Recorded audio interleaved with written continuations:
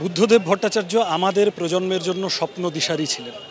আমাদের প্রজন্ম তাকে আঁকড়ে ধরে বাঁচতে চেয়েছিলাম এবং বুদ্ধদেব ভট্টাচার্যের চলে যাওয়াটা আমাদের প্রজন্মের কাছে বিশেষত।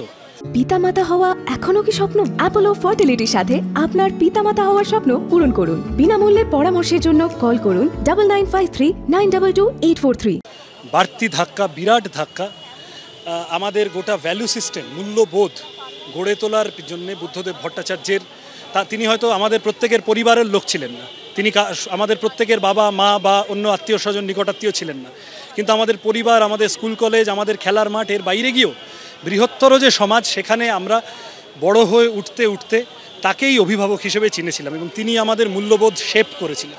বুদ্ধদেব ভট্টাচার্যের চলে যাওয়া আমাদের কাছে অপূরণীয় ক্ষতি। বামফ্রন্টের পক্ষ থেকে তার বুদ্ধদেব ভট্টাচার্য প্রাক্তন মুখ্যমন্ত্রী, তার যে শোকযাত্রার কর্মসূচি দেওয়া হয়েছে সেটা ঠিক এরকম যে পিস ওয়ার্ল্ড, অর্থাৎ যেখানে আমরা দাঁড়িয়ে রয়েছি এই তপসিয়ার পিস ওয়ার্ল্ড থেকে বিধানসভার উদ্দেশ্যে রওনা দেওয়া হবে 10:30টার সময়।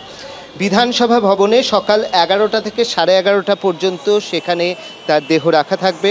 মুজাফফর আহমেদ ভবন, সেখানে দুপুর 12টা থেকে 3:15 পর্যন্ত সেখানে দেহ রাখা থাকবে।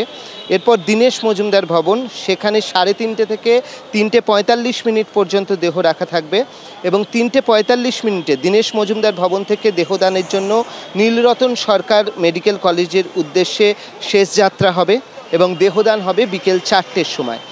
এই রকমই কর্মসূচি দেওয়া হয়েছে এবং এখনও অবধি আমরা জানি যে এখানে এই যে পিস ওয়ার্ল্ডে আমরা রয়েছি, সেই পিস ওয়ার্ল্ডে কিছুক্ষণ আগেই প্রাক্তন মুখ্যমন্ত্রী বুদ্ধদেব ভট্টাচার্যর দেহ এখানে নিয়ে আসা হয়েছে। একদম নিচে যে জায়গাটি রয়েছে, ভিআইপিদের জন্য সংরক্ষিত যে জায়গা রয়েছে, সেখানে তার দেহ রাখা রয়েছে এবং কালকে এইখান থেকেই 10:30টায় কিন্তু তাকে নিয়ে যাওয়া হবে। তার শেষ যাত্রার যে কর্মসূচি সেগুলো শুরু হবে। এখান থেকে বিধানসভায় নিয়ে যাওয়া হবে, বিধানসভা থেকে পরপর তার কর্মসূচি রয়েছে বিভিন্ন জায়গায় নিয়ে যাওয়ার, সেখানে তাকে নিয়ে যাওয়া হবে।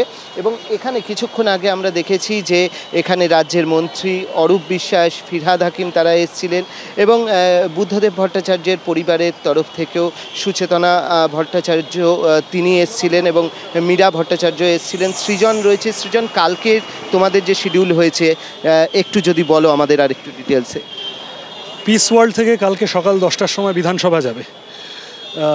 বিধানসভা থেকে অ্যারাউন্ড 12টা আলিমুদ্দিন স্ট্রিটে আসবে সিপিআইএমের রাজ্য দপ্তরে।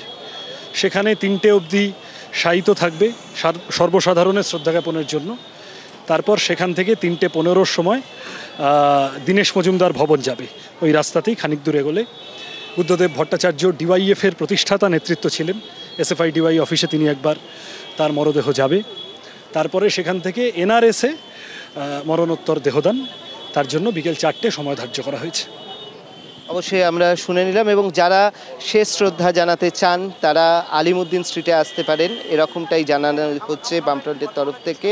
এবং কিছুক্ষণ আগেই তার যা পরিবারের লোকজন রয়েছেন তারা ইতিমধ্যেই এখান থেকে বেরিয়ে গিয়েছেন।